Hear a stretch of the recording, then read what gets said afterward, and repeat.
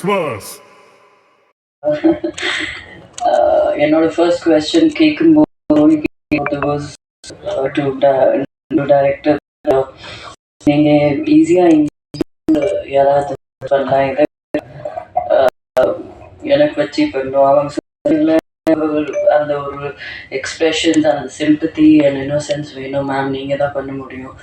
சரி, அவங்க எவ்வளோ கான்ஃபிடென்ட்டாக இருக்காங்க, நான் தான் பண்ணோன்னா you feel good as an artist when the director has that confidence in you. And அதை தான் I was happy to be part of this film, and thank you for showing me that confidence, and thank you for bringing out the work that you wanted, and I hope you all like it. And thank you everyone over here for all your kind words and love. Thank you media for being here. Do support us, do give us your love always, as always. Thank you.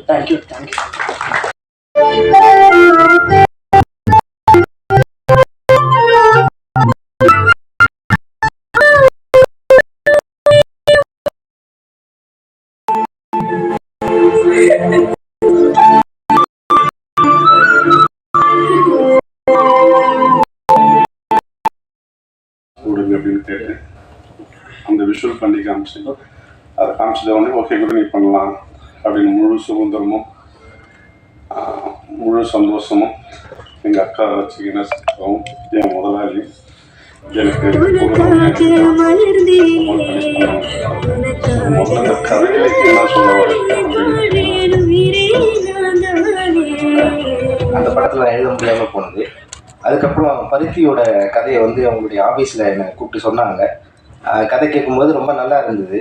அப்புறம் இசையமைப்பாளர் ரஞ்சித் அவர்கள் வந்து அவர் அறிமுகப்படுத்தி வச்சாங்க.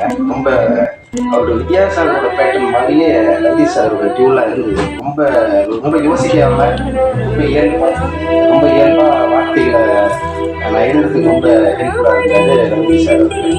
So அந்த படத்துக்கு எனக்கு வாய்ப்பு வந்து அமையறதுக்கு மிக முக்கிய காரணமாக இருந்தால் இந்த படத்தோட இயக்குனர். சில பேருக்கு எடுக்க வராது, சில பேருக்கு எடுக்க தெரியும், அது சொல்ல தெரியாது. சில பேருக்கு ஒரு விஷயங்கள் இருக்கும். இவர் அனைத்தும் எல்லா தகுதியும் இருக்கிற ஒரு நல்ல ஒரு இயக்குனர். சில சினிமாவில் லக்குன்னு ஒரு விஷயம் சொல்லலாம். கண்டிப்பாக நம்ம என்ன உழைச்சாலும் அதை கண்டிப்பாக நேரங்காலம் கொண்டு போய் தள்ளுன்னு ஒரு விஷயம் இருக்குது. அது வரைக்கும் நம்ம வெயிட் பண்ணி ஆகணும். அதுக்கான நேரம் கண்டிப்பாக உங்களுக்கு வந்திருக்கு நம்புறேன் சார். கண்டிப்பாக ஏன்னா நிதிஷை பற்றி பேசுகிறோம். பிஆர்ஓ அப்படின்னா உங்களுக்கு தெரியும், எல்லாமே அரேஞ்ச்மெண்ட் பண்ணிடுவாங்க. இன்னைக்கு விடிய காலையில் நான் வந்து சரி ஓகே ஏரியா ஃபுல்லாக போஸ்ட் ஓட்டுவாங்க ஓட்டிட்டு இருந்தாங்க. சரி எல்லாமே போய் பார்த்துட்டு வருவோம் அப்படின்னு சொல்லிட்டு உடனே டைரக்டர் வரேன்றாரு. பிஆர்ஓ என் கூட சேர்ந்து நீங்க வந்து போஸ்ட் ஓட்டாப்ல. அதனால நிதிஷ் சார் ஏன்னா அது வந்து நான் இது பிஆர்ஓ நான் என் வேலை இதுதான் அப்படின்னு இல்லாம நட்புக்காக அவ்வளவு தூரம் எங்கிட்டு இருக்காரு. ஸோ நிதிஷ்க்கு என்னுடைய வாழ்த்துக்கள் சொல்லிக்கிறேன். அப்புறம் வந்து சோனி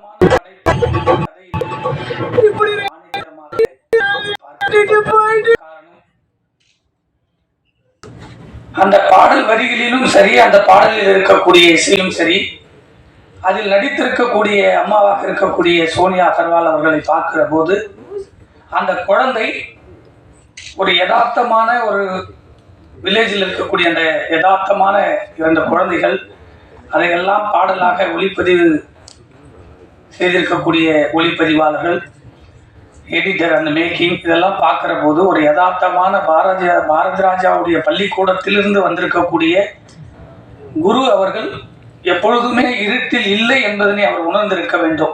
காரணம், அவர் இருந்து வந்திருக்கக்கூடிய பள்ளிக்கூடம் எப்பொழுதுமே வெளிச்சமாக இருந்திருக்கக்கூடிய பள்ளிக்கூடம்.